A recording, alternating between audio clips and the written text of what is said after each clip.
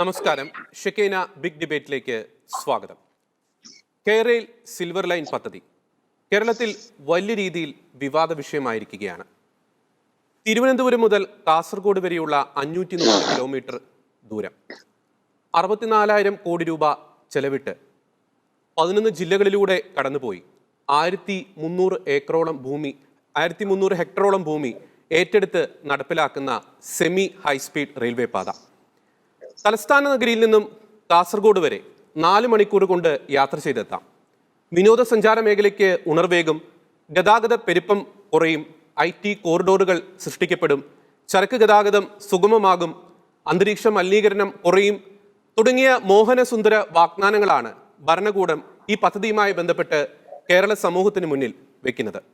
എന്നാൽ ഈ പാത കടന്നു പോകുന്ന സ്ഥലങ്ങളിലെ ജനങ്ങളുടെ നെഞ്ചിലെ തീയായി മാറിയിരിക്കുകയാണ് സിൽവർ ലൈൻ പദ്ധതി.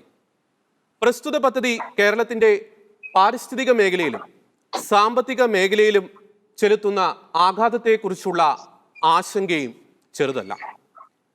നാശത്തിന് കാരണമായേക്കാവുന്ന ഒരു പിടിവാശിയായി മാറുകയാണോ കേരയിൽ പദ്ധതി? ഷെക്കൈന ചർച്ച ചെയ്യുന്നു. സിൽവർ ലൈൻ കേരളത്തിന് സാധ്യതയോ ബാധ്യതയോ? ഈ ചർച്ചയിൽ നമ്മോടൊപ്പം ചേരുന്നു കോൺഗ്രസ് നേതാവ് ശ്രീ ഷാജി കോടങ്കണ്ടത്ത്, ഇടതുപക്ഷ സഹയാത്രികൻ ശ്രീ റിജി ലൂക്കോസ്, BJP നേതാവ് ശ്രീ ശശികുമാർ. 3 പേർക്കും ഈ ചർച്ചയിലേക്ക് സ്വാഗതം. ആദ്യം ശ്രീ ഷാജി കോടങ്കണ്ടത്ത്, നമുക്കറിയാം സിൽവർ ലൈൻ പദ്ധതിയുമായി ബന്ധപ്പെട്ട് സംസ്ഥാനത്തുടനീളം വലിയ രീതിയിലുള്ള പ്രതിഷേധങ്ങളാണ് നടന്നുകൊണ്ടിരിക്കുന്നത്. കഴിഞ്ഞ ദിവസങ്ങളിൽ ഈ പദ്ധതിയുടെ സ്ഥലം ഏറ്റെടുപ്പുമായി ബന്ധപ്പെട്ട് ഉദ്യോഗസ്ഥർ വന്നപ്പോൾ ഒരു കുടുംബം തന്നെ ഒരു ആത്മഹത്യാ ഭീഷണി മുഴക്കുന്ന സാഹചര്യം വരെ ഉണ്ടായി. കേരളത്തിലെ മുഖ്യ പ്രതിപക്ഷമായ കോൺഗ്രസ് ഈ പദ്ധതിക്കെതിരെ ശക്തമായ രംഗത്ത് വന്നിരിക്കുന്നു. KPCC president K. സുധാകരൻ തന്നെ ഈ പദ്ധതിയുടെ സർവേ കുറ്റികൾ പിഴുതെറിയുമെന്ന് പ്രഖ്യാപിച്ചു കഴിഞ്ഞു. മറുവശത്ത് ഒട്ടും ജനാധിപത്യമല്ലാത്ത രീതിയിലുള്ള ചില കാര്യങ്ങളാണ് ഈ പദ്ധതിയുമായി ബന്ധപ്പെട്ട് നടക്കുന്നത്. DPR പുറത്തുവിടുന്നില്ല, ജനങ്ങളെ വിശ്വാസത്തിൽ എടുക്കുന്നില്ല, ജനങ്ങൾ ഈ പദ്ധതിയെക്കുറിച്ച് കൃത്യമായി ബോധവൽക്കരണം കൊടുക്കുന്നില്ല. എന്നാൽ മുഖ്യമന്ത്രി വളരെ തിടുക്കത്തിലാണ് ഈ പദ്ധതി നടപ്പാക്കുവാൻ വേണ്ടി. എതിർപ്പുകളെല്ലാം മറികടന്ന് ഈ പദ്ധതി നടപ്പാക്കുമെന്ന ശക്തമായ സൂചനയാണ് മുഖ്യമന്ത്രി ഈ ദിവസങ്ങളിൽ നൽകുന്നത്. ഇതിന്റെ എല്ലാം പിന്നിൽ, മുഖ്യമന്ത്രിയുടെ ഈ ഒരു തിടുക്കത്തിന് പിന്നിൽ ഒരു ഗൂഢാലോചന നമുക്ക് സംശയിക്കേണ്ടതുണ്ടോ ശ്രീ ഷാജി കോടങ്കണ്ടത്ത്? ഒരു സംശയമില്ല, ഇതിന്റെ ഉള്ളിൽ വലിയ ക്രിമിനൽ കോൺസ്പിറസി ഉണ്ട് ഇതിന്റെ ഉള്ളില്.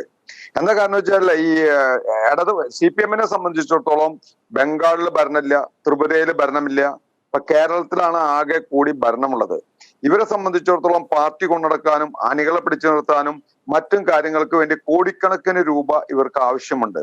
ഇവർക്ക് ഇന്റർനാഷണൽ ഫണ്ട് കിട്ടാനോ അല്ലെങ്കിൽ ദേശീയ പാർട്ടി അല്ലാത്തതുകൊണ്ട് ഓൾ ഇന്ത്യ ലെവലിൽ ഫണ്ട് കിട്ടാനോ ഇവർക്ക് സാധ്യമല്ല. പോരാത്തതിന് ബംഗാളിലും ത്രിപുരയിലും ഭരണമില്ല. അപ്പോ ആ ഒരു അവസ്ഥയിൽ ഇവരെ സോഴ്സ് ഒരു വലിയ സാമ്പത്തികമായ ഒരു നേട്ടം ഉണ്ടാക്കുന്നതിന് വേണ്ടിയാണ് ഈ തിടുക്കത്തിൽ ഈ പദ്ധതി കൊണ്ടുവരണതെന്ന് കേരളത്തിലെ ഏത് കൊച്ചുകുട്ടിക്കും മനസ്സിലാവും. ഇതിന് വലിയ താത്വിക അവലോകനത്തിന്റെ ആവശ്യമൊന്നുമില്ല. പിന്നെ സിൽവർ ലൈൻ പദ്ധതിയെ സംബന്ധിച്ച് 3 കാര്യങ്ങളാണ് നമ്മൾ ആദ്യം പഠിക്കേണ്ടത്. 1, ഈ പദ്ധതി ഇപ്പോൾ ഇവിടെ അനിവാര്യമാണോ? 2, ഈ പദ്ധതി കേരളത്തിൽ ഉണ്ടാക്കുന്ന ഇമ്പാക്റ്റുകൾ എന്തെല്ലാമാണ്? 3, ഈ പദ്ധതി കൊണ്ട് എന്ത് നേട്ടമാണ് ഉണ്ടാവുന്നത്? ഇങ്ങനെ 3 കാര്യങ്ങളാണ് നമ്മൾ തരം തിരിച്ച് കാണേണ്ടത്. നമ്മൾ ആദ്യമായി കേരളത്തിലെ ഗതാഗത സൗകര്യത്തെ കുറിച്ച് നമ്മൾ നോക്കണം. കേരളത്തിൽ മൊത്തം 11 ദേശീയപാതകളുണ്ട്, 72 സംസ്ഥാന പാതകളുണ്ട്, കൂടാതെ ഗ്രാമീണ മേഖലകളിൽ റോഡുകളുണ്ട്, ജില്ലാ പാതകളുണ്ട്. ഇത് മൊത്തം കേരളത്തിൽ 3,61,372 കിലോമീറ്റർ റോഡ് ഓൾറെഡി നിലവിലുണ്ട്. ഇത് കൂടാണ്ട് ഭാരതമാലയിൽ ഉൾപ്പെടുത്തിയിട്ട് നമ്മുടെ NH 66 6 ലൈനാക്കി വികസിപ്പിക്കാനുള്ള ശ്രമം നടക്കുന്നു.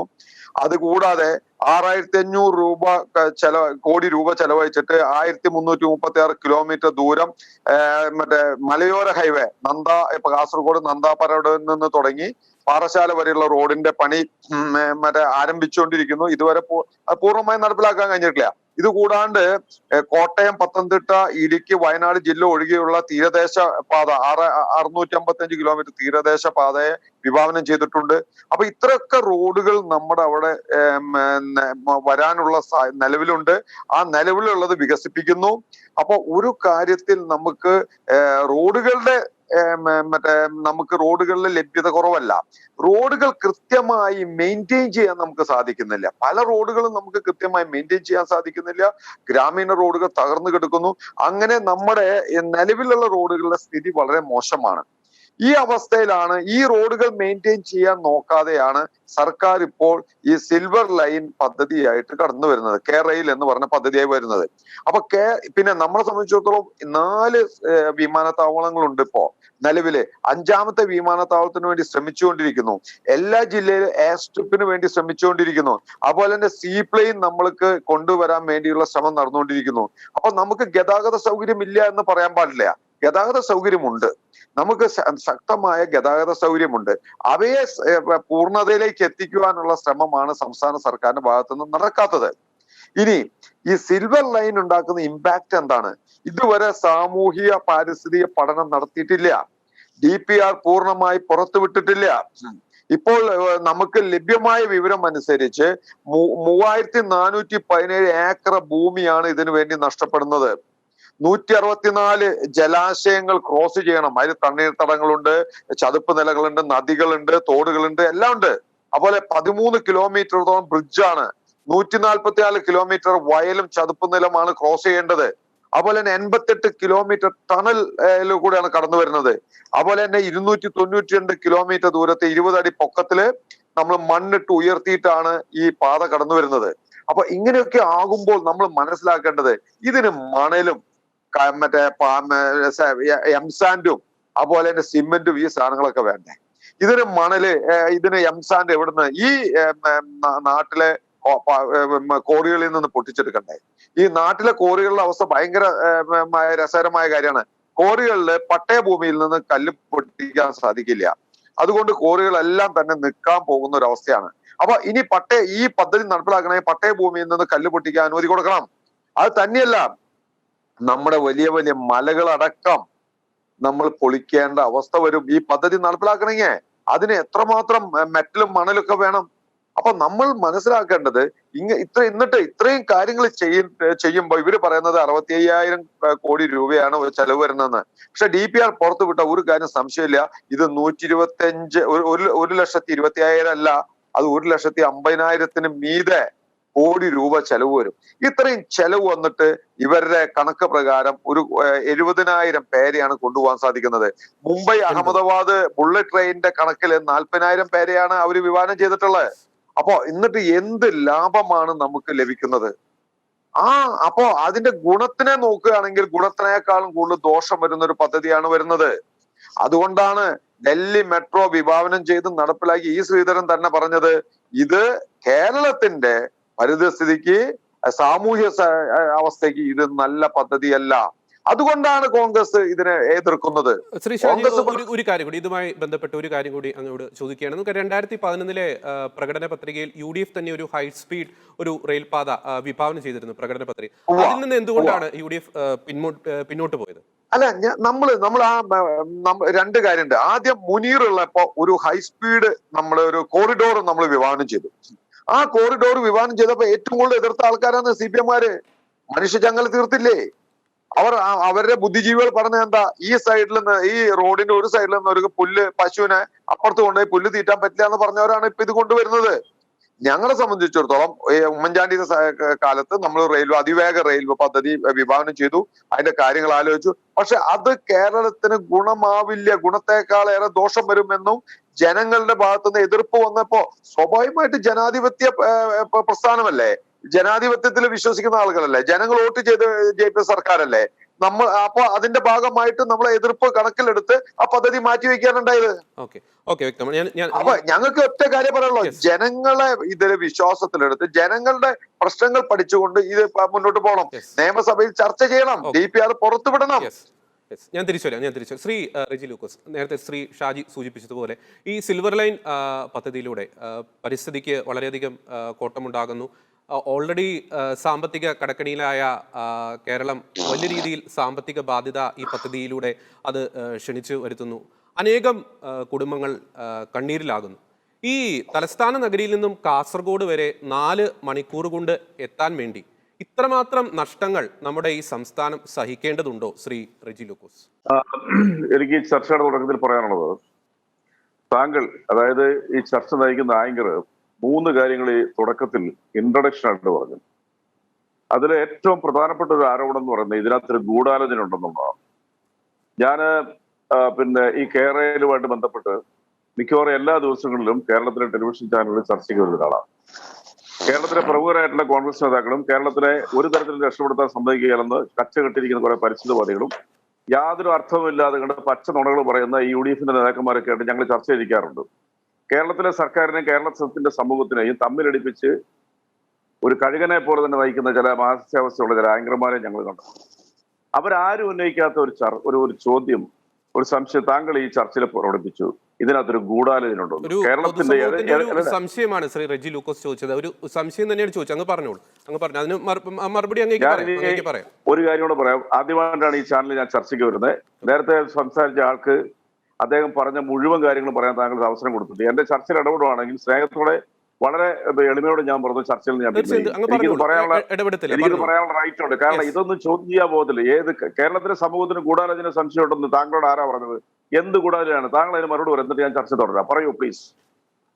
പൊതുസമൂഹത്തിൽ നിന്ന് ഉയർന്നു വന്ന ചില സംശയങ്ങളാണ് ചോദിച്ചത് ശ്രീ റെജി ലൂക്കോസ്. നമ്മുടെ ഈ ചർച്ചയാണല്ലോ, അങ്ങേക്ക് അതിന് മറുപടി പറയാം. ക്ലാരിറ്റി. സുഹൃത്തെ, ഈ രാജ്യത്തെ തകർക്കാനായിട്ട് തീവ്രവാദികൾ പലരും ഇന്ത്യയിലേക്ക് വരുന്നുണ്ട്. കാശ്മീർ ഞാൻ യാത്ര ചെയ്തിട്ടുള്ള ആളാണ്. എല്ലാ ദിവസവും തന്നെ നമ്മുടെ ഭടന്മാര് പലരും മരിക്കുന്നു, ആ തീവ്രവാദികൾ തകർക്കുന്നു. അങ്ങനെയൊക്കെയുള്ള നിങ്ങൾ അത്തരം ആംഗിളുകളെ നിങ്ങൾ ജസ്റ്റിഫൈ ചെയ്തുകൊണ്ട് നിങ്ങൾ സപ്പോർട്ട് ചെയ്യുമോ? എന്തൊരു നോൺസെൻസ് ആയിട്ടുള്ള കാര്യങ്ങളാണ് നിങ്ങൾ ഈ പറയുന്നത്. എനിക്ക് മനസ്സിലാകുന്നത് ഇങ്ങനെ ഒരു ചർച്ചയ്ക്കായിരുന്നു എന്നെ വിളിച്ചിരുന്നെങ്കിൽ ഞാൻ പങ്കെടുക്കില്ലായിരുന്നു. കാരണം എന്റെ സുഹൃത്ത് എന്നോട് പറഞ്ഞത്, ഞാൻ അവരോട് ചോദിച്ചു എന്താണ് ഇതിന്റെ പോളിസി, എന്താണ്, ഏത് രീതിയിലുള്ള ആംഗിളിലാണ് ഇത് പോകണമെന്ന് ചോദിച്ചു. ഇല്ല, ഇത് ചർച്ച എന്ന് പറഞ്ഞു. ജനാധിപത്യപരമായിട്ടുള്ള അവകാശം എല്ലാവർക്കും ഉണ്ട്, വിമർശിക്കാം. പക്ഷെ താങ്കൾ ഉന്നയിച്ച താങ്കൾ പൊതുസമൂഹം ഗൂഢാലോചന അന്വേഷിച്ചായിട്ട് ഇന്ന് വരെ ഒരു മാധ്യമ റിപ്പോർട്ട് തരില്ല. കേരളത്തിന്റെ ഏത് പൊതുസമൂഹത്തിന്റെ റെപ്രസെന്റേറ്റീവ് ആണ് താങ്കൾ ഈ ചർച്ചയിൽ ഉന്നയിക്കുന്നത്? അതെനിക്കറിയണം. കാരണം ഇത് കുറെ ആളുകൾ കാണുന്നതല്ലേ. ഒരു വിഭാഗം ജനങ്ങളെ തെറ്റിദ്ധരിപ്പിക്കാനായിട്ട് കച്ചകെട്ടി ഇറങ്ങി കേരളത്തിനെ എഴഞ്ഞു നീങ്ങുന്നത്. അല്ലാണ്ട് താങ്കൾ, ഞാൻ പറഞ്ഞു തരട്ടെ, എഴഞ്ഞു നീങ്ങുന്ന കേരളത്തിൽ ലോകത്തിലെ എവിടെയോ, ലോകത്തിൽ 102 രാജ്യങ്ങളുണ്ട് ഈ പറയുന്ന ഈ ഹൈ സ്പീഡ് ബുള്ളറ്റ് ട്രെയിനുകൾ. 7 പ്രാവശ്യം ഞാനിതിൽ യാത്ര ചെയ്തിട്ടുള്ള ആളാണ്, 7 ടൈംസ്. താങ്കൾക്ക് ഞാൻ തെളിവ് തരാം. ഇനി ഇന്ത്യയിൽ, കേരളത്തിൽ മാത്രമല്ല, ഇന്ത്യയിൽ ഇത് കൂടാണ്ട് 18 സിൽവർ ലൈൻ പ്രോജക്റ്റ് ഉണ്ട്. രണ്ടാമത്തെ കാര്യം നിങ്ങൾ മനസ്സിലാക്കണം, ഇപ്പോൾ ഈ സംസാരിച്ച് കോൺഗ്രസ് നേതാവെന്ന് അവകാശപ്പെടുന്ന വ്യക്തി, ഇവിടെ പാർട്ടി, അയാൾ പറഞ്ഞു ജനാധിപത്യ രീതിയിൽ ജനങ്ങൾക്ക് ഇഷ്ടമില്ലാത്തത് ഞങ്ങൾ പിൻവലിച്ചത്. പച്ച നുണ. മലയാളികളുടെ പൊതുബോധത്തെയാണ് ആ മനുഷ്യൻ അപമാനിച്ചത്. 2013 കേന്ദ്ര സർക്കാരിന്റെ അന്നത്തെ പ്രധാനമന്ത്രിക്ക് ഉമ്മൻചാണ്ടിയും ആഭ്യന്തരമന്ത്രി രമേശ് ചെന്നിത്തലയും കൊണ്ട് പദ്ധതി കൊടുത്തു. 1,28,000 കോടി രൂപയുടെ ഒരു പ്രോജക്ട് തിരുവനന്തപുരം ടു കാസർഗോഡ്. അതിന്റെ പത്രസമ്മേളനം ബോംബെ വെച്ച് അദ്ദേഹം നടത്തി ഈ പ്രോജക്റ്റിനെ കുറിച്ച്. അത് കൂടാതെ കണ്ട് 2016 ഇവരുടെ പ്രകടന പത്രികയിൽ ഈ ഏറ്റവും പ്രമുഖമായിട്ടുള്ള അവരുടെ പദ്ധതിയിൽ ഇതാ കൊടുത്തിരിക്കുന്നത്. അങ്ങനെ ജനങ്ങൾ എതിർത്ത് പിന്മാറിയിട്ടുണ്ടെങ്കിൽ പിന്നെ എന്തിനാ അവര് മത്സരത്തിന് വന്നപ്പോൾ 2016 ഒരു പ്രകടന പത്രിക ഉൾക്കൊള്ളിച്ചിരിക്കുന്നത്? പച്ച നുണ. ഇടതുപക്ഷ ജനാധിപത്യത്തിനുള്ള സർക്കാർ ഭരിക്കുന്നതിന് വേണ്ടി മാത്രമാണ് ഈ നാട്ടിലെ ജനങ്ങളെ കാളവണ്ടി യൂത്തിലേക്ക് തള്ളിവിടാനായിട്ട് ഈ നീചന്മാരായിട്ടുള്ള രാഷ്ട്രീയ പ്രവർത്തകർ പുറത്തിറങ്ങിയിരിക്കുന്നത്. ഇവർക്ക് കേരളത്തിലെ പൊതുസമൂഹത്തിന്റെ ഒരു 1.1% പോലും പിന്തുണയില്ല. കേരളത്തിലെ പൊതുസമൂഹം കേരളത്തിൽ മാത്രം ഒതുങ്ങി ജീവിക്കുന്നവരല്ല, ലോകം മുഴുവനുണ്ട്. സുഹൃത്ത്, ഞാൻ 59 രാജ്യങ്ങളിൽ യാത്ര ചെയ്തിട്ടുണ്ട്, 59 countries. I was in US for long 8 years. 8 വർഷം ഞാൻ ജീവിച്ചിട്ടാണ്. ഞാൻ മാത്രമല്ല, എത്രയോ പതിറ്റാണ്ടുകളായിട്ട് നാട്ടിലെ ജനങ്ങള് ലോകം മുഴുവൻ യാത്ര ചെയ്തു, മലയാളികള്. അവന്റെയൊക്കെ ജീവിതത്തിന്റെ മുന്നോട്ടുള്ള യാത്രയ്ക്ക് തടസ്സം നിൽക്കാൻ നിങ്ങളെപ്പോലെ ഒരു ചാനൽ തന്നെ ഇതിന് മുന്നിട്ടിറങ്ങി എന്ന് പറഞ്ഞാൽ, ഞാൻ ഈ ചാനലിനെ കുറിച്ച് ഒരു ചെറിയൊരു പഠനം എന്നെ വിളിച്ചതിന് ശേഷം ഞാൻ നടത്തി കഴിഞ്ഞു. നിങ്ങൾ അതിന് ചെയ്യാൻ പാടില്ല, വളരെ മോശം. നിങ്ങൾ അതിന്റെ പിൻവലിയും. ഗൂഢാലോചന എന്നുള്ള വാക്കൊക്കെ നിങ്ങൾ ഉപയോഗിക്കുമ്പോൾ you have to prove it. അത് നിങ്ങൾക്ക് അതിലേക്കുള്ള വാതിലുകൾ തുറക്കാനുള്ള അവസരം ഉണ്ടാകരുത്. നിങ്ങൾ തെളിക്കണം എന്ത് ഗൂഢാലോചനയാണെന്ന്. കടുത്ത ശത്രുതയിലുള്ള ചാനലുകൾ പോലും ഈ ഒരു വാക്ക് ഉപയോഗിച്ചിട്ടില്ല. ഈ കോൺഗ്രസിന്റെ നേതാക്കന്മാർ പോലും ഗൂഢാലോചന എന്ന് പറഞ്ഞിട്ടില്ല. എന്ത് ഗൂഢാലോചനയാണോ കേരളത്തിൽ ഒരു വഴി ഉണ്ടാക്കുന്നതിന്റെ പേരിൽ? പുരോഗമനപരമായിട്ടുള്ള റോഡ് അല്ലെ ഒരു യാത്രാപഥം ഒരുക്കുന്നതിന് ഒരു സർക്കാർ ഗൂഢാലോചന നടത്തുക? അതിനെ കേരളത്തിൽ തീവ്രവാദി ആക്രമണം ഉണ്ടാക്കാൻ വേണ്ടിയിട്ടാണ്. നിങ്ങൾ എന്താ ഉദ്ദേശിക്കുന്നത്?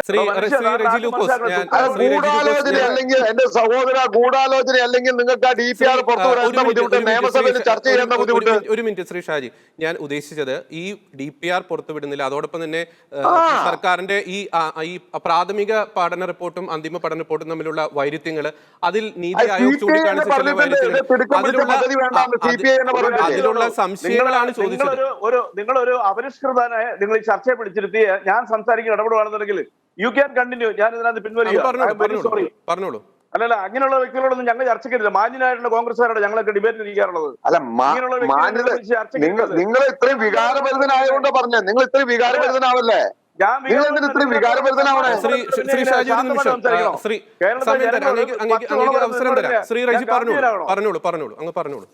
താങ്കൾ എന്താ വിചാരിച്ചിരിക്കുന്നത്? നിങ്ങൾ എന്തിനാ ഇത്രയും വികാരഭരിതനാവണേ? ഞാനിത് റെക്കോർഡ് ചെയ്തുകൊണ്ടായിരിക്കുന്നത്. ഇത് ഞാൻ ലോകത്തെ അറിയിക്കും. നിങ്ങളൊന്ന് മനസ്സിലാക്കിക്കോളൂ. നിങ്ങൾ മിസ്റ്റർ ആങ്കർ, ഞാൻ നിങ്ങളുടെ ചോദ്യത്തിന് മറുപടി പറയാം. DPR നെ കുറിച്ച് നിങ്ങൾ പറയുന്നത്, നിങ്ങൾ എന്ത് പഠിച്ചോണ്ടാണ് ഇതിനെക്കുറിച്ച് ചോദിക്കുന്നത്? DPR പുറത്തുവിടാൻ രാജ്യസുരക്ഷയുമായിട്ട് ബന്ധപ്പെട്ട ഒരു പരാമർശമായിട്ട് എന്നുണ്ടെങ്കിൽ അത്ര DPR പുറത്തുവിടാൻ പാടില്ല. സുപ്രീം കോടതി വേർഡിക്റ്റുണ്ട് മനുഷ്യ. സുപ്രീം കോടതിയുടെ ഉത്തരവുണ്ട്. ഇത് എന്ത് നിങ്ങൾ നേരത്തെ പറഞ്ഞില്ല ഒരു ഗതാഗതം ഉണ്ടാവുന്നതിന് ഇത്ര എന്തിനാ എതിർക്കണേ പറഞ്ഞില്ലേ? ഒരു ഗതാഗതവും രാജ്യസുരക്ഷയും തമ്മിൽ എന്താ ബന്ധം? ഒരു റോഡ് ഉണ്ടാക്കണേ, ഒരു റെയിൽവേ ഉണ്ടാക്കണേ, എന്താ രാജ്യസുരക്ഷയായിട്ട് ബന്ധം?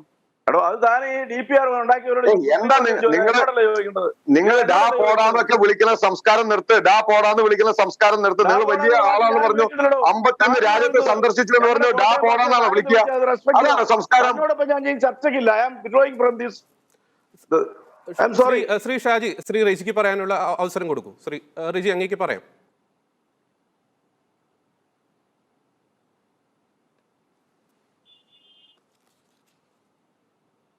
ഓക്കെ, ശ്രീ റെജി ലൂക്കോസ്, ചെറിയൊരു കണക്ഷൻ പ്രോബ്ലം വന്നിട്ടുണ്ട്. ശ്രീ ഷാജി, അങ്ങേക്ക് തുടരാം. അല്ല, അദ്ദേഹം എന്തിനാ ഇത്ര വികാരഭരിതനാവണം? എനിക്ക് മനസ്സിലായിട്ടില്ല. ഇത് CPI തന്നെ അവരെ സംസ്ഥാന കമ്മിറ്റി കൂടിയിട്ട് പറഞ്ഞു, എന്തിനാണ് ഈ തിടക്കം പിടിച്ച് ഈ പദ്ധതി നടപ്പിലാക്കണേ, അതിനെ കുറിച്ച് പഠിക്കണം, അതിനെ ആലോചിക്കണം എന്ന് CPI തന്നെ പറഞ്ഞിട്ടുണ്ട്. വിവിധ കോണുകളിൽ നിന്ന് അത് രാഷ്ട്രീയ പാർട്ടികളല്ലാത്ത സംഘടനകൾ പോലും എതിർപ്പ് പ്രകടിപ്പിച്ചു. ഒരുപാട് നാട്ടുകാർ കല്ലിടണോരെ തടയുന്നു. നമ്മൾ കാണുന്നില്ല, ഡെയിലി പത്രത്തിലും ചാനലിലും ഇതിനുമായി വാർത്ത കാണുന്നു. അദ്ദേഹം പറയണ കേട്ട് കഴിഞ്ഞാൽ എന്തോ ഇത്രയും ജനങ്ങൾക്ക് എന്തോ വളരെയധികം സന്തോഷകരമായ ഒരു കാര്യമെന്ന് തോന്നണേ അദ്ദേഹം പറയുന്നത്. അദ്ദേഹം പറഞ്ഞു, ഞാൻ മാർക്സിസ്റ്റ് കമ്മ്യൂണിസ്റ്റ് പാർട്ടിയുടെ വലിയ നേട്ടമായിട്ട് ഇവര് ബംഗാൾ ഭരിച്ചില്ലേ, ത്രിപുര ഭരിച്ചില്ലേ, എത്രയോ കൊല്ലങ്ങൾ ഭരിച്ചു. അവരുടെ അവസ്ഥ എന്താ? ബംഗാളികൾ കേരളത്തിൽ വന്ന് പണിയെടുക്കേണ്ട ഗതികേട് എത്തിച്ചില്ലേ അവരെ? ഈ ട്രാക്ടർ വന്നപ്പോ എതിർത്ത ആളുകളാണ് ഈ കക്ഷികള്. കമ്പ്യൂട്ടർ വന്നപ്പോ അതിനെതിരെ എതിർത്തവരല്ലേ? വിദ്യാഭ്യാസ പ്രീഡിഗ്രി ബോർഡ് കൊണ്ടുവന്നപ്പോ അതിനെ എതിർത്തവരല്ലേ? ഓക്കെ, ശ്രീ BJP പ്രതിനിധി ശ്രീ ശശികുമാർ ചർച്ചയിൽ ജോയിൻ ചെയ്തിട്ടുണ്ട്. ശ്രീ ശശികുമാർ, സിൽവർ ലൈനുമായി ബന്ധപ്പെട്ട് വളരെയധികം വിവാദങ്ങൾ കേരളത്തിൽ കത്തി നിൽക്കുകയാണ്. വളരെയധികം സമര പരിപാടികൾ കേരളത്തിൽ അങ്ങോളം ഇങ്ങോളം നടക്കുന്നു. പദ്ധതിയുടെ ഗുണവശങ്ങളും ദോഷവശങ്ങളും സംബന്ധിച്ച് വിശദമായ ചർച്ചകൾ നടക്കുന്നു. നമുക്കറിയാം, ഇത്രയും വലിയൊരു പദ്ധതി കേന്ദ്ര സർക്കാരിൻ്റെ പിന്തുണയില്ലാതെ സംസ്ഥാന സർക്കാരിന് നടപ്പിലാക്കാൻ സാധിക്കുകയില്ല. ഈ ഒരു വിഷയത്തിൽ ജനങ്ങൾ വളരെയധികം പല കോണുകളിൽ നിന്നും എതിർപ്പ് പ്രകടിപ്പിക്കുമ്പോൾ ഈ ഒരു വിഷയത്തിൽ കേന്ദ്ര സർക്കാരിന്റെ നിലപാട് എന്തായിരിക്കും ശ്രീ ശശികുമാർ? അല്ല, കേന്ദ്ര സർക്കാരിന്റെ നിലപാട് എന്നതിനേക്കാൾ ഉപരി ഈ വിഷയത്തില് ഈ കേരളയിലുമായി ബന്ധപ്പെട്ട് സിൽവർ ലൈനുമായി ബന്ധപ്പെട്ട് കേരളത്തിലെ ഇടതുപക്ഷ ജനാധിപത്യ മുന്നണിയും മുഖ്യമന്ത്രി പിണറായി വിജയനും നടത്തുന്ന വലിയ ഒരു അഹങ്കാരം, ഒരു ധാർഷ്ട്യം, ഈ പദ്ധതിയുടെ പേരിൽ നടത്തുന്ന വെല്ലുവിളി, ഇതൊക്കെ കേരളത്തിലെ ജനങ്ങളോടുള്ള വലിയ ഒരു വിരോധാഭാസം, അല്ലെങ്കിൽ ജനങ്ങളെ വെല്ലുവിളിക്കുന്ന തരത്തിലേക്ക് ഒരു പദ്ധതി മാറ്റപ്പെടുന്നു എന്നുള്ളതാണ് ഈ പദ്ധതിയുടെ ഒരു മാറ്റത്തിന്റെ അല്ല പദ്ധതിയെ കുറിച്ചുള്ള ജനങ്ങളുടെ ആശങ്ക എന്നുള്ളത്.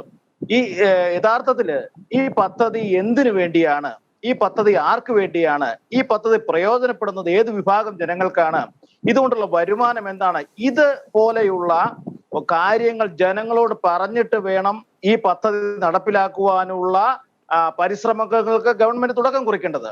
ഇത് അതൊന്നുമല്ല, ഇരുട്ടിന്റെ മറവിൽ വന്ന് കല്ലിടുക, പോലീസിനെ ഉപയോഗിച്ച് ഉരുക്കുമുഷ്ടി ഉപയോഗിച്ച് രാത്രിയിൽ വന്ന് കല്ലിടുക, അല്ലെങ്കിൽ ആളുകളെ ഭീഷണിപ്പെടുത്തുക, ഭയപ്പെടുത്തുക, അതല്ലാതെ പണം കൊടുത്ത് പ്രലോഭിപ്പിക്കുവാനുള്ള കുറെ പ്രസ്താവനകൾ ഇറക്കുക, ഇതല്ല ചെയ്യേണ്ടത്. ഈ പദ്ധതിയെ സംബന്ധിച്ചുള്ള DPR, യഥാർത്ഥമായ DPR പുറത്തുവിട്ട് എന്താണ് ഈ പദ്ധതി കൊണ്ടുള്ള പ്രയോജനം, എത്ര കിലോമീറ്റർ ദൂരത്തില് ഈ പദ്ധതിയിൽ പെടുന്ന പ്രദേശങ്ങൾ ഭൂമി അക്വയർ ചെയ്യുന്നുണ്ട്.